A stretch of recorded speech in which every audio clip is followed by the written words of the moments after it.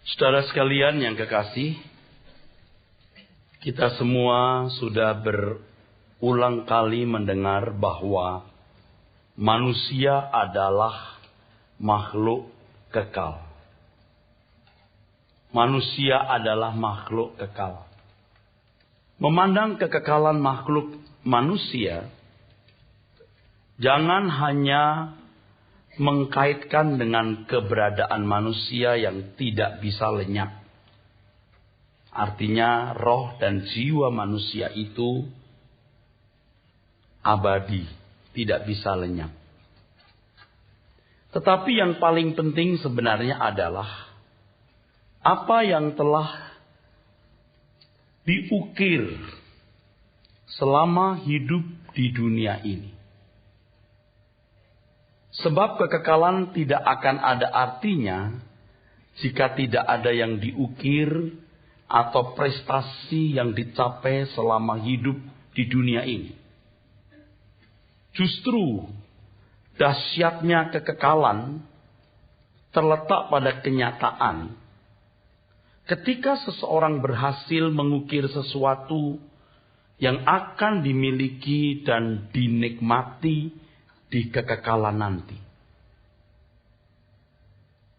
Jadi bicara mengenai makhluk manusia yang kekal, jangan hanya dikaitkan dengan keberadaan manusia yang tidak akan pernah lenyap. Jiwa dan roh manusia itu abadi. Tetapi yang paling penting adalah apa yang telah diukir selama hidup di dunia ini. Karena kita makhluk kekal, kita harus serius mempersoalkan, mempertanyakan apa yang penting bagi makhluk kekal ini. Apa yang bermakna, apa yang berarti, apa yang bernilai bagi makhluk kekal ini.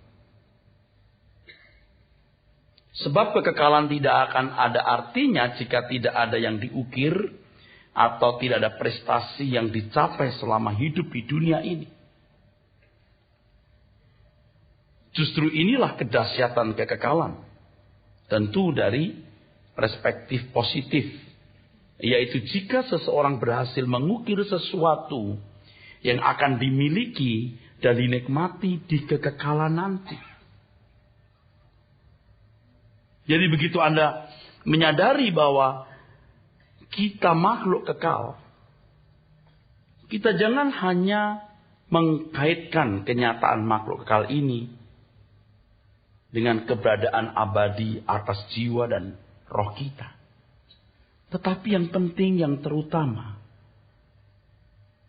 apa yang kita harus ukir, kita harus lukis, kita harus capai selama kita hidup di dunia ini. Sebab dahsyatnya kekekalan, yaitu jika seseorang berhasil mengukir sesuatu yang baik, yang akan dimiliki dan dinikmati di kekekalan nanti. Dengan demikian, saudaraku sekalian, ya, kalau kita mengerti hal ini, maka kita akan memperlakukan hidup dengan baik dan benar. Nah, sekarang persoalannya adalah bagaimana memperlakukan hidup yang baik dan benar itu. Bagaimana seharusnya kita memperlakukan hidup kita dengan baik dan benar. Perlakuan yang terbaik dan satu-satunya untuk mengukir prestasi hidup yang akan bisa kita miliki dan kita nikmati di kekekalan adalah mewarnai jiwa. Mewarnai jiwa yang sesuai dengan warna yang Tuhan inginkan. Warna jiwa ini, saudaraku sekalian, adalah bukti dari prestasi seseorang. Warna jiwa yang saya maksud adalah kualitas dari pikiran dan perasaan yang dimiliki seseorang atau sikap hatinya atau manusia batiniahnya. Seorang yang memiliki warna jiwa sesuai dengan kehendak Allah adalah mereka yang memiliki pikiran dan perasaan yang sesuai dengan pikiran perasaan Tuhan. Frekuensinya nyambung sama, chemistry-nya sama. Sehingga semua tindakan yang dilakukannya sesuai benar, sesuai tepat dengan apa yang Tuhan inginkan. Dan inilah sebenarnya yang telah dilakukan oleh Tuhan Yesus, saudaraku sekalian. Dan Tuhan berani mengatakan di Injil Yohanes pasal 4 itu, ayat yang ke-34. Makananku adalah melakukan kehendak Bapa, kehendak Dia yang mengutus aku dan menyelesaikan pekerjaannya. Dan di dalam ayat lain, Tuhan Yesus mengatakan bahwa apa yang Dia kerjakan itu sesuai dengan yang dikehendaki oleh Bapa. Dia tidak pernah mengerjakan apa yang tidak dilihatnya dari Bapa. Yang tidak dilihatnya artinya yang tidak sesuai. Tidak pernah. Dia melakukan sesuatu yang tidak sesuai dengan keinginan Bapa. Tidak pernah dia melakukan sesuatu yang tidak sesuai dengan kehendak Bapa. Nah, saudaraku sekalian, bagaimanapun saudaraku sekalian, kualitas hidup seseorang ya selama di dunia ini terletak pada warna jiwanya. Sehingga ketika ia menutup mata, dia menghasilkan satu keadaan jiwa. Yang tadi saya gunakan kata warna itu. Warna jiwanya. Itulah prestasi abadi. Itulah sebabnya keselamatan dalam Yesus Kristus disebut sebagai keselamatan jiwa. Menyelamatkan jiwa.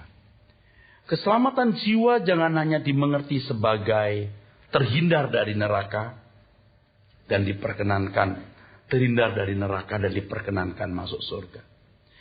Tetapi jiwa yang diselamatkan adalah jiwa yang berhasil diwarnai oleh kebenaran Tuhan, sehingga sikap hati orang tersebut atau manusia batiniahnya atau pikiran perasaannya sesuai atau sama dengan sikap hati Tuhan Yesus Kristus.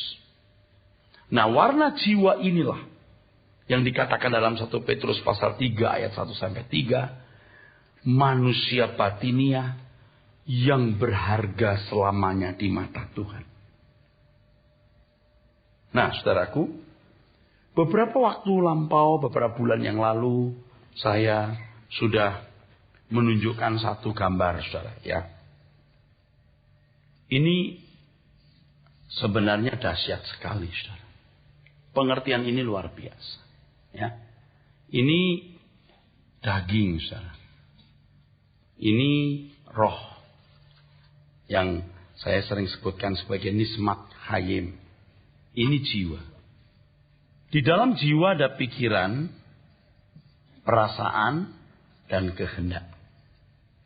Jiwa eksis atau jiwa ada dalam kehidupan manusia disebabkan oleh pertemuan antara roh dan tubuh atau daging. Saya ingatkan saudara, jadi pada waktu proses pembuahan, ya, sel telur atau ovum, benih wanita, bertemu dengan sperma. Lalu ketika mereka bertemu menjadi zigot namanya. Zigot. Zigot ini tidak kelihatan. Kecuali pakai mikroskop. 1 minggu, 2 minggu, sebulan, 2 bulan, 3 bulan mulai nampak bongkahan dalam rahim. 5 bulan mulai terbentuk ya, sosok bayi. 9 bulan lahir. Dagingnya ada. Rohnya yang membuat hidup. Di dalam rahim pun sudah ada roh. Ya. Dagingnya dari tidak kelihatan sampai kelihatan. Nah, jiwanya ini terbentuk lewat proses waktu. Jadi pada waktu bayi lahir itu, jiwa sudah ada tapi belum lengkap. Belum sadar. Jadi anak kecil ya, kalau basah ya taunya nangis saja. Rasa tidak nyaman. Lapar nangis, rasa tidak nyaman. Ya, telanjang ya tidak malu. Tapi ketika sudah mulai usia 2 tahun, mulai setahun setengah, mulai kenal namanya Upi. Umur 2 tahun setengah mulai kenal Upi, bisa marah, Upi mau ini, Upi mau itu. Kehendaknya mulai lengkap. Pikirannya mulai lengkap. 2 tambah 2, 4. Mulai tahu. Ya. Mulai punya kehendak. Nah, ini jiwa. Kualitas jiwa inilah loh saudaraku. Ya. Kualitas jiwa inilah yang harus menjadi perhatian kita.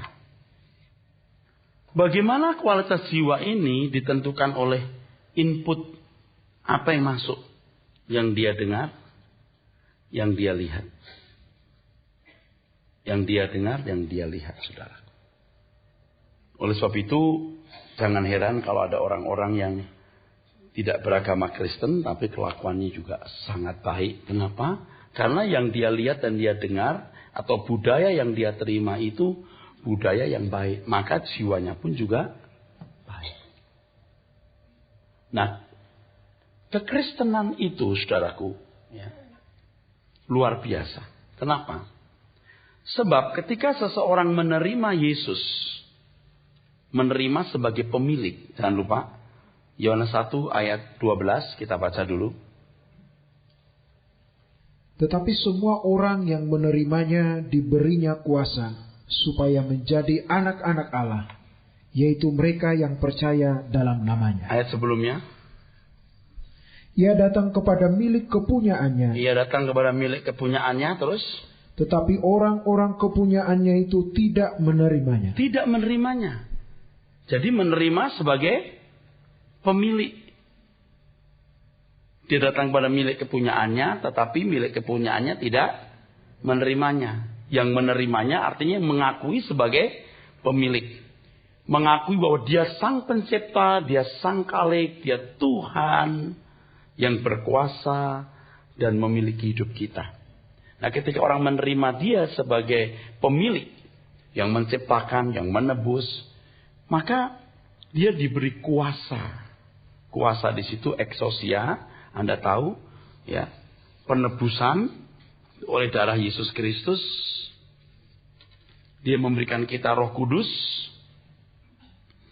Roh Kudus menuntun kita kepada segala kebenaran, dan Tuhan menyediakan Injilnya, dan Tuhan menggarap kita. Allah turut bekerja dalam segala sesuatu, mendatangkan kebaikan.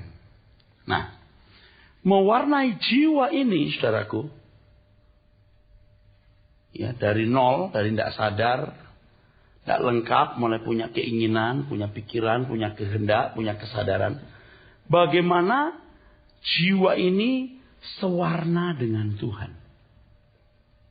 Satu frekuensi, satu chemistry dengan Tuhan. Nah, ini Tuhan melengkapi dengan Roh Kudus, Injil, dan Allah menggarap. Nanti akan saya jelaskan bagaimana proses pewarnaan jiwa. Nah, ini sebenarnya yang dimaksud Tuhan Yesus mengumpulkan harta di surga. Nah, mungkin tidak begini. Anda mungkin berkata, Pak Eras mengada-ada, memaksa-maksakan ayat itu. Tidak. Anda perhatikan di dalam Matius pasal 6 ayat 19. Jangan kumpulkan harta di bumi, kumpulkan harta di surga. Di bumi ngakarat bisa merusak, pencuri bisa mencuri serta membongkarnya. Kumpulkan harta di surga itu, bagaimana kau memiliki sesuatu yang pencuri tidak bisa mencuri, ya, mengat dan karat tidak bisa merusak. Lalu di mana hartamu, di situ hatimu berada. Terus mata adalah pelita tubuh. Mata itu pengertian. Kalau pengertianmu gelap, gelaplah seluruh pengertian itu di jiwa ini, di pikiran, perasaan, kehendak. Kalau ini gelap, gelap sudah. Gelap sudah.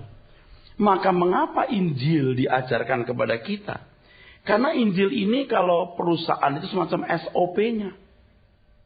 Perusahaan yang baik mesti punya SOP yang baik. Kalau mau mengoperate satu alat elektronik, harus ada buku petunjuk atau manual booknya. Nah, bagaimana manusia menjadi manusia yang ideal seperti Allah kehendaki? Dari sini. Ini mengumpulkan harta di surga. Oleh sebab itu kalau seseorang fokusnya sudah ke harta, ke materi, tidak akan bisa merubah warna jiwanya. Ingat Lukas 16 ayat 11 mengatakan apa? Kalau seseorang tidak setia dalam hal mamon yang tidak jujur, ia tidak akan dipercayai menerima harta yang sesungguhnya. Harta yang sesungguhnya adalah kebenaran. Injil, dia tidak akan mengerti Injil. Ingat, Tuhan tidak akan memberi barang yang kudus kepada apa? Anjing dan mutiara kepada babi. Nggak mungkin. Orang harus punya komitmen, aku memilih Tuhan Yesus. Kalau tidak, Anda hanya jadi orang baik, tapi Anda tidak memiliki pikiran perasaan Kristus. Nah, proses pewarnaan jiwa dimulai dari apa yang didengar dan dilihat seseorang. Sehingga membangun sebuah pemahaman atau pengertian. Jadi betapa pentingnya pengertian itu, saudaraku. Betapa pentingnya. Roma 12 ayat yang kedua, kita harus mengalami pembaharuan pikiran. Itu oleh firman yang murni. Kalau firman tidak murni, tidak kuat memperbaharui. Orang harus menggali Injil dengan benar. Dan berani mengenakan seharafiah mungkin kebenaran Injil yang diajarkan Tuhan Yesus.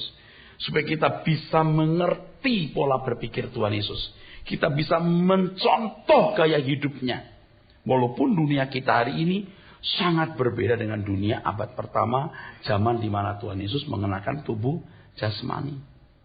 Harus ada keberanian di sini. Harus nekat. Harus nekat, saudaraku. Yang mencoba nekat saja masih terseok-seok. Yang benar-benar berusaha nekat saja masih terseok-seok.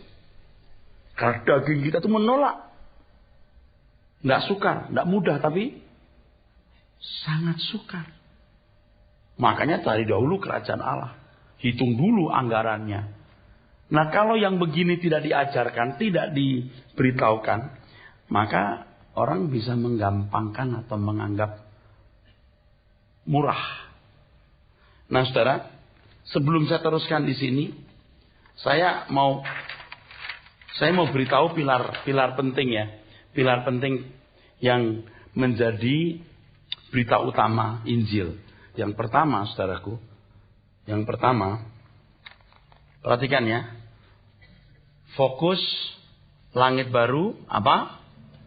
Langit baru, bumi baru. Yang kedua, apa? Pemulihan karakter. Yang ketiga, apa? Sikap bertanggung jawab. Sikap bertanggung jawab dalam pemenuhan kebutuhan jasmani. Dalam pemenuhan kebutuhan jasmani. Oke. Mungkin Anda berkata, Pak, langit baru bumi baru surga kan, Pak? Iya. Jangankan orang Kristen, agama lain pun juga mengajarkan begitu, Pak. Oke. Tapi satu hal yang harus saudara pahami. Tidak sedikit agama atau bahkan orang-orang Kristen yang mengesankan ke surga itu mudah. Ke surga itu gampang. Oke, itu dulu ya, saya jelaskan. Pemulihan karakter. Oh iya, Pak, di mana-mana juga jangankan orang Kristen, agama lain juga mengajarkan kita harus berbuat baik. Oke, berbuat baik. Tapi standarnya apa? Kalau yang benar standarnya itu memiliki pikiran perasaan Kristus sehingga perbuatan baik kita itu belum ciri orang benar. Tapi sikap hati, manusia batinnya, pikiran perasaan Kristus. Ini standarnya. Bukan perbuatan baik. Tindakan baik kalau tidak sesuai dengan pikiran Allah, jadi tidak baik. Nolong orang miskin misalnya, baik dong, belum tentu. Tuhan mau nggak you berbuat itu untuk orang tersebut? Lalu sikap bertanggung jawab dalam pemenuhan kebutuhan jasmani. Pemenuhan kebutuhan jasmani, ini makan, minum, dan kesehatan. Ya Pak, di mana-mana juga orang mengajarkan tanggung jawab untuk bekerja. Tapi banyak agama, bahkan orang Kristen mengajarkan tanggung jawab plus pertolongan Tuhan. Makanya diajar berharap pertolongan Tuhan, diajarkan bagaimana didoakan pendeta. Kalau kita nggak pakai plus. Bertanggung jawab, titik. Kita belajar tidak berharap pertolongan Tuhan. Kita percaya pertolongan Tuhan. Amin. Tuhan sudah menyediakan. Tidak usah. Tidak hanya untuk orang Kristen. Non-Kristen pun. Dia memberi hujan kepada orang benar, orang yang tidak benar. Memberi matahari kepada orang baik dan orang yang tidak baik. Semua manusia. Pokoknya rajin diberkati. You lihat deh. Manusia di dunia ini.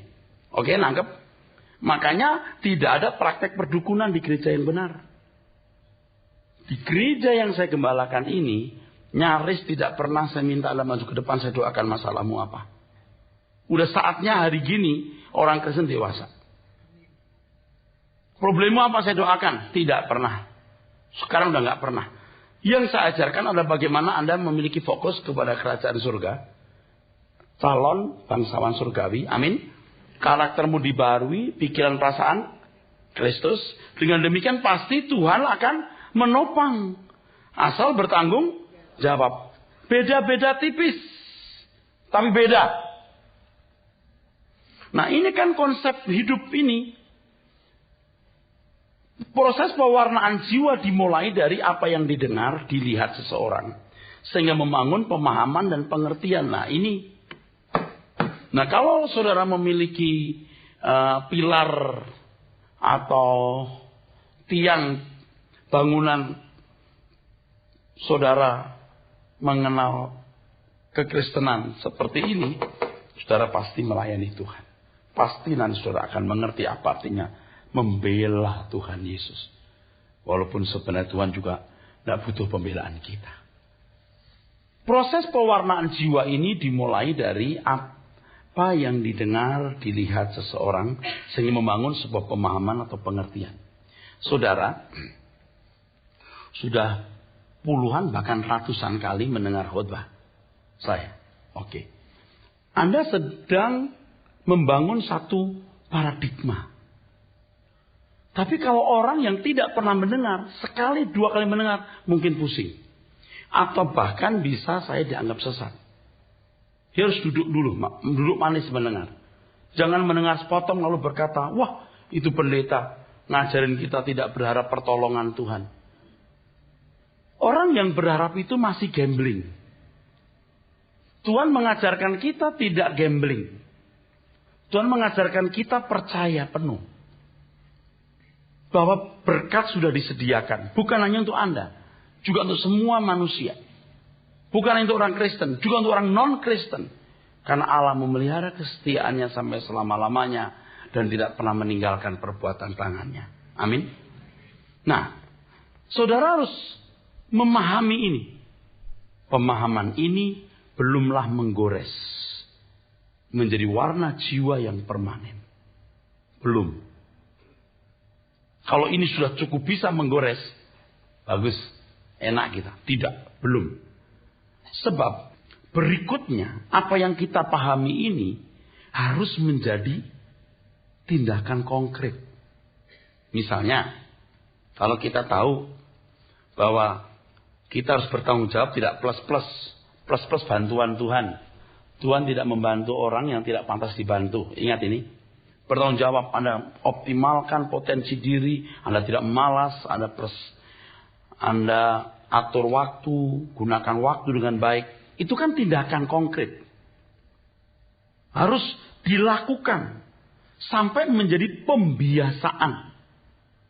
Nah, pembiasaan inilah yang akan memberi warna jiwa secara permanen.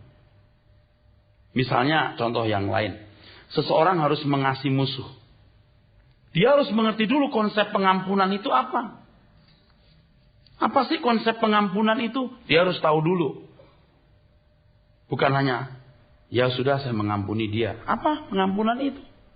Nah, saya mengajarkan di doa Bapak kami soal pengampunan, ingat itu? Bapak di surga tidak bisa mengampuni kita tanpa tools, tanpa perangkat. Betul?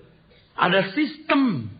Dan ternyata toolsnya itu adalah darah Yesus. Sistemnya ada. Bapak di surga saja tidak bisa mengampuni kita tanpa perangkat. Ada sistemnya. Kan harus diajarkan firman, amin. Oh, berarti begitu ya. Oh, berarti begitu.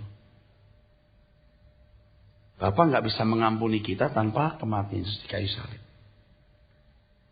Bayangan kita dulu kalau Bapak mengampuni kita asal kita mengaku berdosa, kita bersalah, kita merendahkan diri, lalu Bapak senang lihat kita bertobat, diampuni. Nah, itu pengertian seperti itu salah. Lalu kalau ada orang minta maaf kepada kita, udah minta maaf ya, udah ngaku salah ya, ya udah saya ampuni. Dasarnya karena like or dislike, betul? Bapak di surga tidak begitu, dasarnya salib Yesus. Amin. Nah, nanti implikasinya dalam hidup ketika orang bersalah kepada kita, dasarnya bukan karena saya senang, sebab kamu telah mengakui salahmu dan minta maaf. Oh, dasarnya bukan begitu. Dasarnya adalah aku tidak berhak menghukum kamu. Kok begitu, Pak? Nah, dengarkan CD khotbah saya dulu. Nggak selesai dong. Maksud saya mesti mengulangi dalam waktu 50 menit sampai 1 jam soal pengampunan. Tahu dulu soal apa itu pengampunan. Ketika orang memahami pengampunan itu, dia harus menerapkan dalam hidup. Dan untuk itu dia harus ketemu musuh. Dia harus dilukai. Sampai lukanya yang sangat menggores. Goresan daripada sakit hatimu, kekecewaan hatimu, diperlakukan tidak adil. Nah, saudara mulai mengenakan firman. Anda mulai mengenakan Injil. Yang didengar itu. Oleh sebab itu Allah turut bekerja dalam.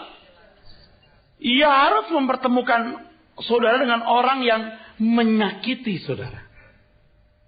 Sebab Anda tidak bisa menjadi orang yang mengampuni tanpa bertemu kasus yang berkaitan dengan pengampunan. Harus ketemu. Dari orang buang muka, buang ludah, sampai meludahi mukamu. Lolos. Ingat ilustrasi yang berapa kali pernah saya buat dulu. Orang sengaja tidak mau ketemu kita. Kita tahu orang itu menghindari kita. Sakit hati kan? Tapi kalau kita belajar suara kebenaran, kita mulai mengerti. Aku tidak berhak menghukum orang. Aku tidak berhak tidak mengampuni orang. Kalau kamu tidak mengampuni orang lain, Tuhan juga tidak mutlak gak? Jadi gak ada pilihan. Kok sampai begitu? Karena aku tidak berhak tidak mengampuni. Aku harus mengampuni. Jadi ya sudah, aku ampuni. Menghindar ya, tidak apa-apa. Lulus. Ketemu lagi orang yang tidak menghindar, tapi sengaja buang muka. Tas. Kita berkata, kalau kamu tidak senang sama saya, hindari dong. Jangan terang-terangan buang muka begini. Tapi kita ingat suara kebenaran. Aku tidak berhak tidak mengampuni. Oke, ku ampuni. Lulus. Ketemu lagi. Tingkat SMA, SLTA ini sekarang. Tadi SD, SMP, sekarang SMA. Ketemu orang yang bukan hanya buang muka, buang ludah. Jadi sengaja di depan kita berkata, kalau nggak senang sama aku, ya udah, buang muka aja dan buang ludah. Ludah kan ada jigongnya. Penghinaan itu. Tapi ingat suara kebenaran. Aku tidak berhak tidak mengampuni, betul nggak? Ya udah, dia buang ludah, kita telan ludah. Lulus. Itu baru SLTA. Sekarang sarjana. Mau diwisuda, harus kelas Tuhan Yesus. Tuhan Yesus itu bukan hanya dibuangin muka, tapi diludahi langsung loh. Saya kira tubuhnya, mukanya juga penuh ludah. Nah, gimana? Ini peristiwa betul terjadi loh. meludahi orang lain, sesama Kristen. Yes, meluncur seperti roket. Cerat. Kalau tidak senang sama aku, nggak apa-apa, menghindar nggak apa-apa, meludah juga apa-apa, tapi jangan di mukaku. Ini sudah penghinaan di atas segala penghinaan. Tapi ingat suara kebenaran. Aku tidak berat, tidak mengampuni. Lalu mengampuni. Haleluya. Mana bisa begitu Pak ya? Ini kan ilustrasi. Apa yang dilakukan seseorang itu yang mewarnai jiwanya secara permanen. Jadi kalau kita membiarkan suatu perbuatan tidak sesuai kehendak Allah, maka itu menjadi guratan negatif dalam jiwa kita dan menjadi nilai permanen. Tidak kebetulan ketika saya ke Surabaya, saya mengambil salah satu harian atau koran bahasa Inggris. Kok tiba-tiba saya tertumbuk kepada tulisan ulasan Stephen Hawking. Dia mengatakan dalam tulisan itu, saya tidak tahu apakah sudah ada di koran bahasa Indonesia. Saya membacanya dalam salah satu koran bahasa Inggris. Dia tulis begini nih. Orang yang takut mati, itu orang yang takut masuk dalam kegelapan. Kalau dia nggak takut mati. Orang yang percaya Tuhan itu orang yang percaya dongeng. Sebab setelah orang mati itu tidak ada kesadaran, kira-kira begitu. Karena otak tidak berfungsi lagi. Wah, sakit ini orang. Marah ya kayaknya, tapi saya nggak marah. Kasihan. Karena dia begini. Oke, dia pinter. Kasihan. Saya nggak menuding, tapi dalam benak saya terpikir, ini bukan tidak mungkin ada luka dalam jiwanya yang dia tidak sadar mungkin. Kenapa aku berkeadaan seperti ini? Bisa saja. Tuhan tuh di mana adilnya? Bisa saja. Ya.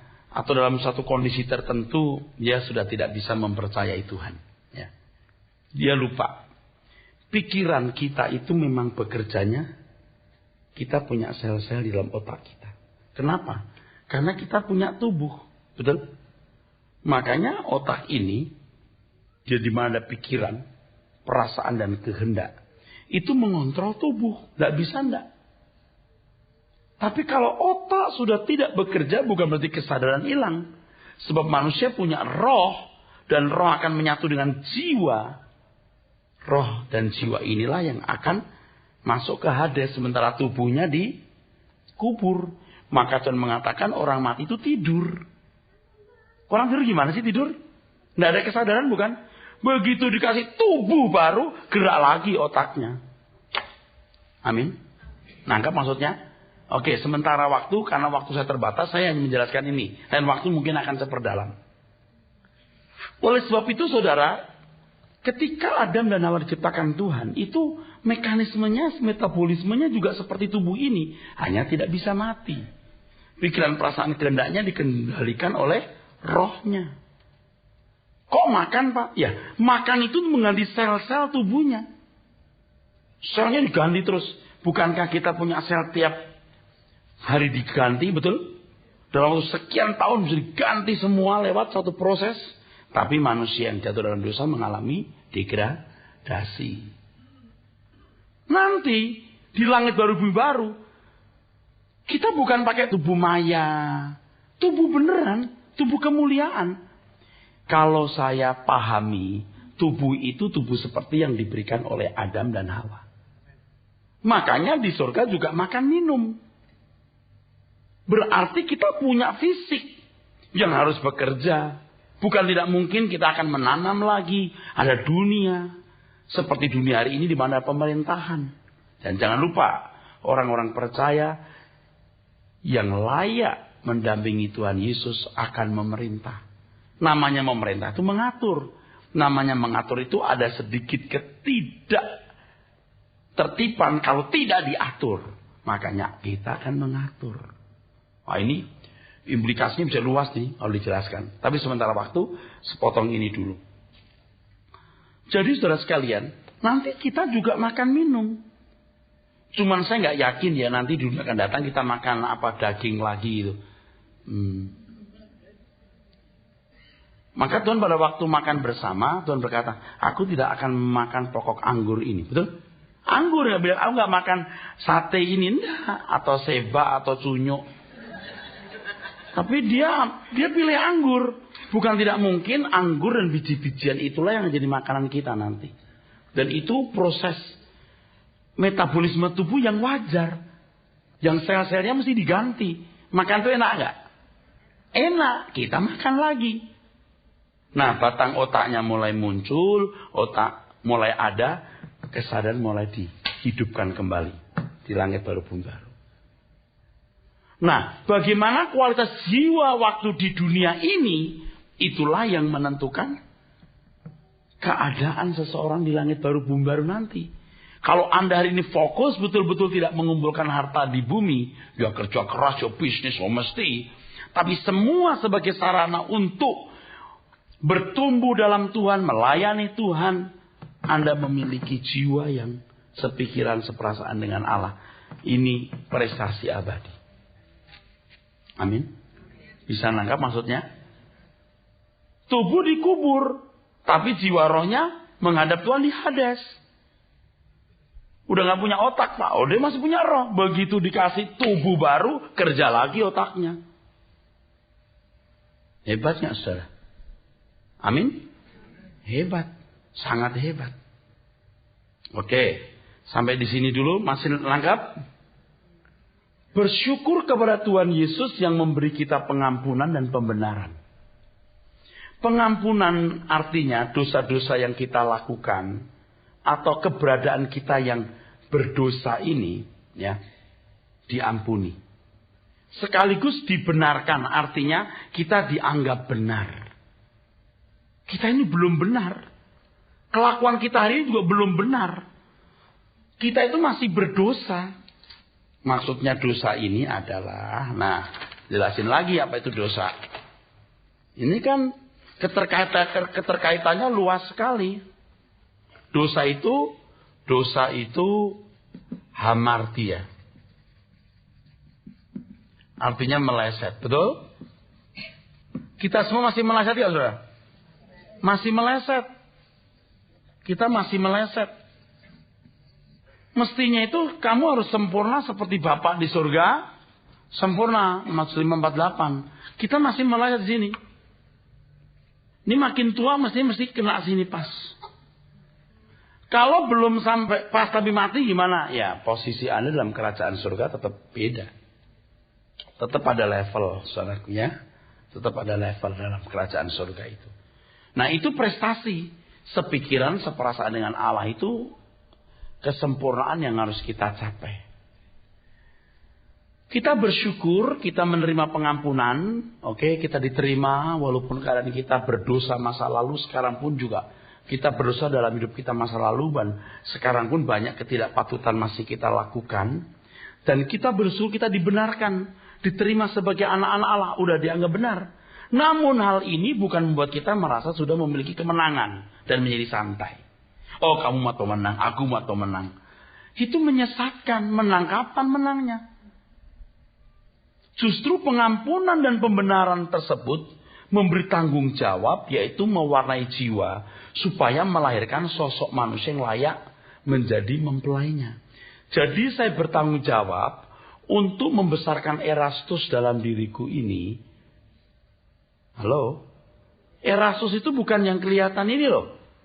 Ini nanti bakal dikubur. Erastus yang benar itu di dalamnya. Makanya nanti di surga kata Alkitab dikasih nama baru. Nah, pengertian nama baru harus paham loh. Nanti lain waktu saya kasih tahu maksudnya apa. Kok ada kata nama baru apa. Manusia kasih nama masing-masing. Lili, Joko, Bambang, Agus. Si Joko ini diberi Tuhan tanggung jawab membesarkan si Jokonya itu. Ya, si Jokonya itu. Yang saudara lihat ini ya. Ini bajunya Erastus. Ini bajunya Erastus. Ini bajunya Erastus ini.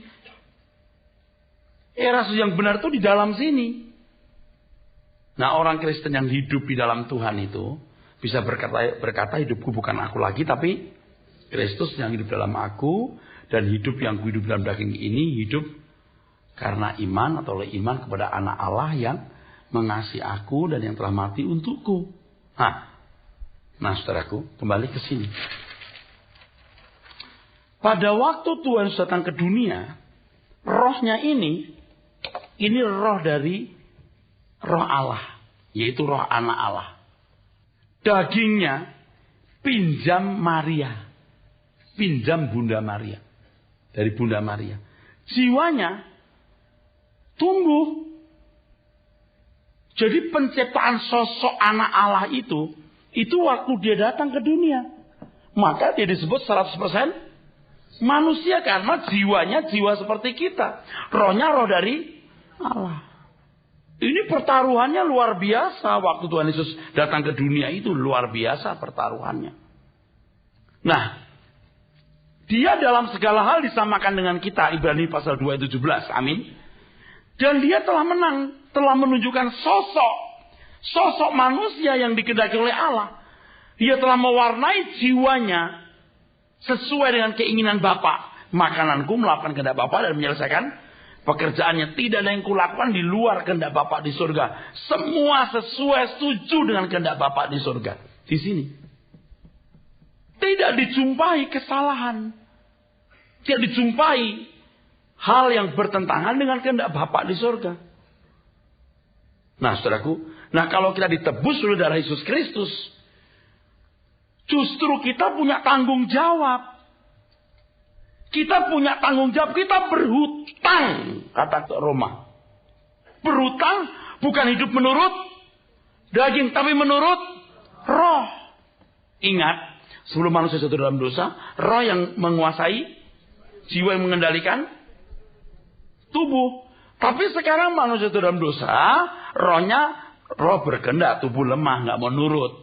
Untuk itu diberi Roh Kudus sebagai meterai. Dan Roh Kudus menuntun manusia kepada segala kebenaran, Yohanes 16:13. Lalu Injil yang diberikan untuk mewarnai jiwa.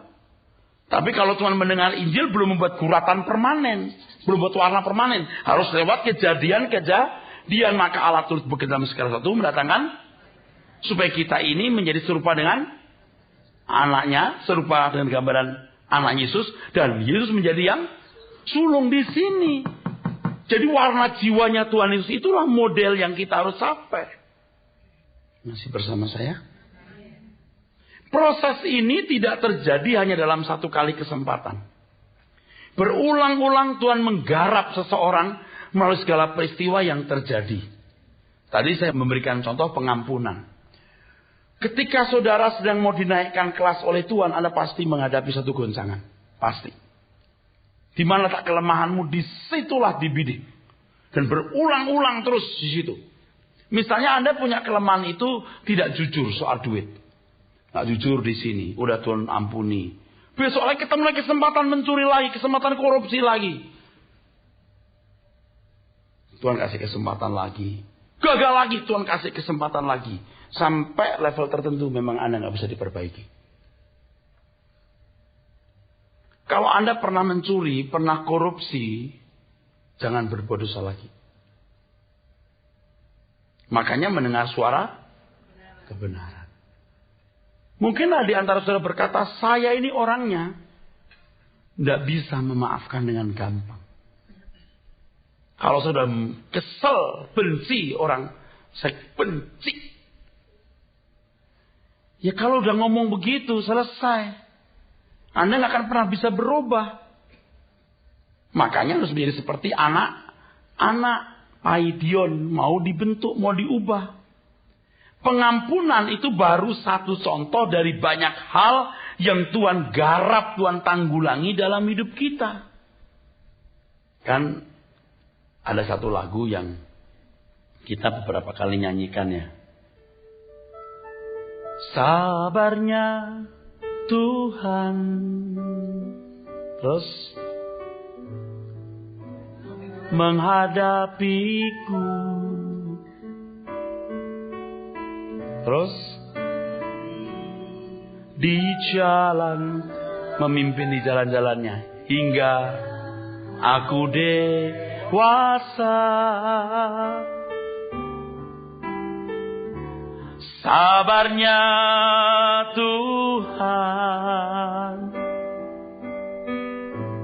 beriku ajaran, menuntunku sampai sempurna dalam kekudusannya. Kala ku jatuh diangkatnya, dosa-dosaku diampuni, lukaku lembut dibebatnya hingga pulih kembali.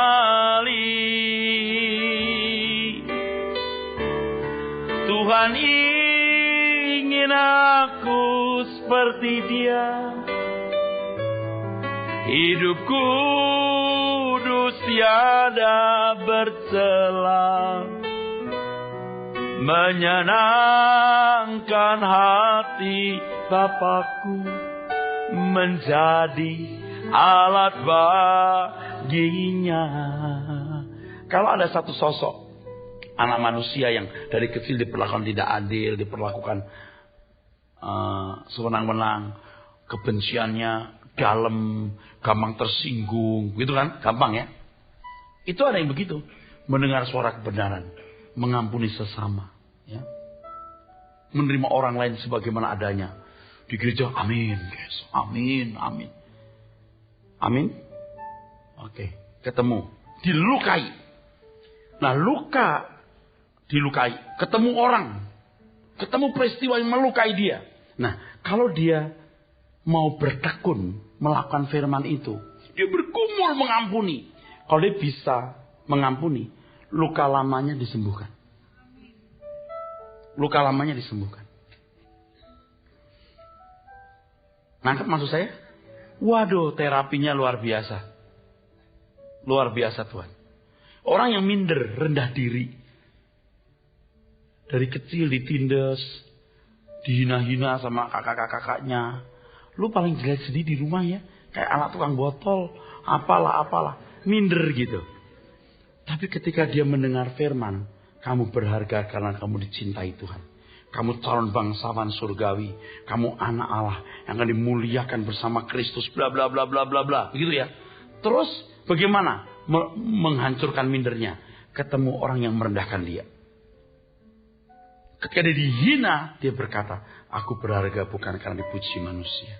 Aku berharga bukan karena saya dinilai baik. Aku berharga karena dicintai Tuhan. Aku dipersiapkan mewarisi kerajaan Allah. Itu disembuhkan. Bukan setelah jadi Kristen, dihindarkan dari hinaan. Terus diangkat-angkat sama Tuhan.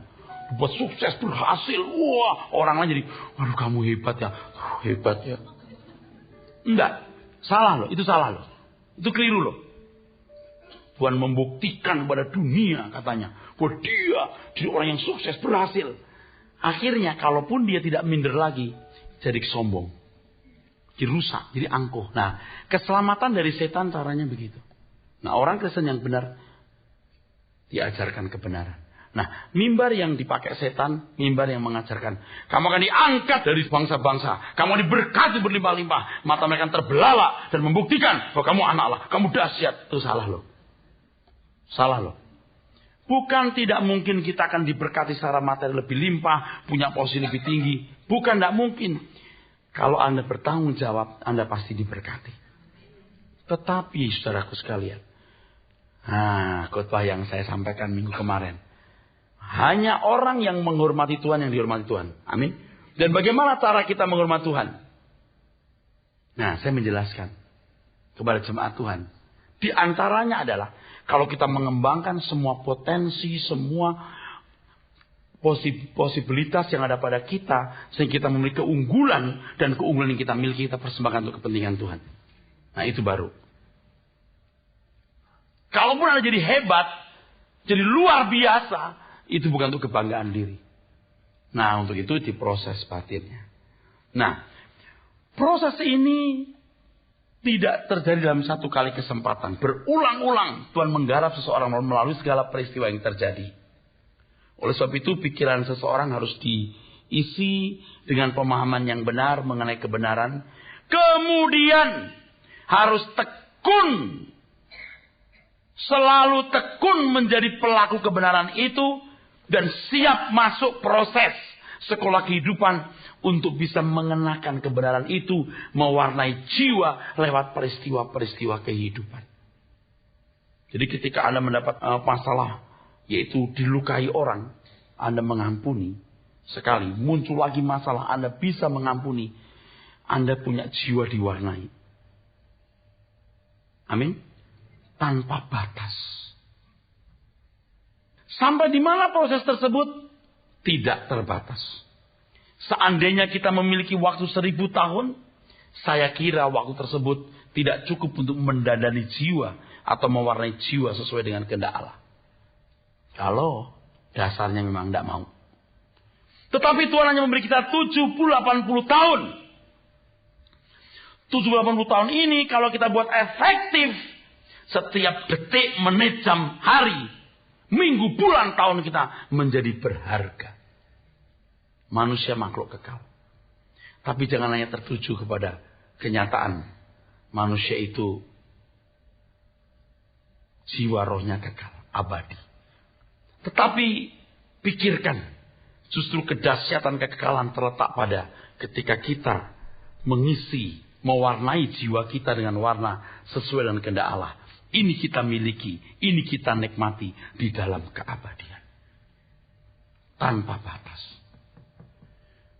Seandainya Anda diberi waktu 1 juta tahun deh. Kalau memang dasarnya tidak mau berubah, nggak bisa berubah. Malah tambah rusak. Untung cuman 70. Nah yang rusak ini 70 ini, untung cuma 70. Kalau dikasih 1000, wah kayak apa rusaknya? Jadi demit macam apa dia? Kita diberi 70 tahun. Tapi Tuhan pandang itu cukup kalau kita efektif. Katakan amin. Dan itu tanpa batas. Bisa bertumbuh tanpa batas. Makanya betapa berharganya begitu kita buka mata. Sekolah kehidupan kita hari itu sangat bernilai. Setiap peristiwa itu jalan Tuhan merubah kita. Tapi ingat saudara, landasan firman yang benar. Maka setiap hari tidak boleh lepas dari suara kebenaran. Renungan harian, majalah Truth, CD khotbah. No choice. Saya mengatakan ini serius. Anda baru bisa berubah, apalagi yang ikut Tuhan Yesus setelah umur di atas 45 tahun. Udah. Susah ngerubahnya. Warna jiwanya udah terlanjur nggak karuan. Makanya harus kerja keras untuk merubah diri. Apalagi kalau Anda datang dari berbagai gereja yang sudah salah asuh. Waduh, udah mengerikan. Saya ingatkan satu hal, saudaraku sekalian. Saya khawatir pengurus-pengurus aktivis bisa ketinggalan. Sebab kalau namanya pengurus, sudah merasa pengurus, hilir mudik, ngurus ini, ngurus itu. Tapi jemaat duduk manis. PA hadir. Suara kebenaran hadir. Kebaktian umum duduk manis depan. Kadang-kadang pengurus sibuk sana, sibuk sini. Suara kebenaran muncul hanya sesekali. PA tidak hadir. Doa tidak ada. Permisi deh. Betul. Ini benar yang saya ngomong ini. Mau apa hidup ini, mau apa?